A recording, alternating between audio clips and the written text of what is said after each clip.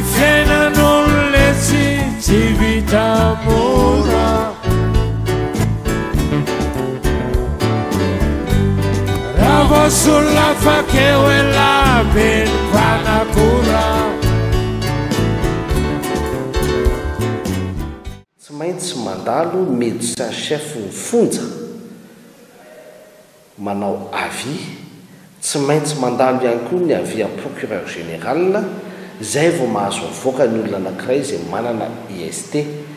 Amiko zany dia hitrikitrihako manao évasion ny fitondram-panjakana ankehitriny manoloana ny tirara évacuation sanitaire ity.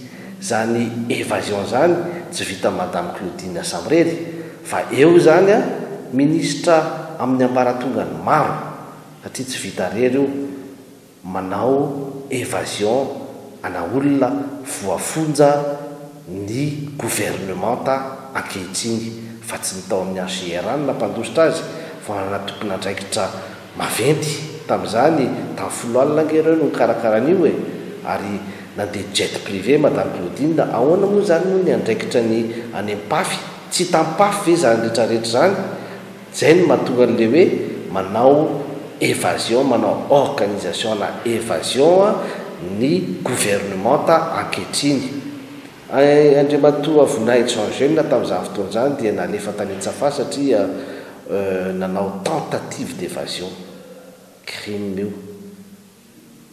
Mahavariana ihany zany hoe ny gouvernementa mihitsy ankehitriny no manao évasion na olona voafonja. Ny fiainan'olona tsy vita mora,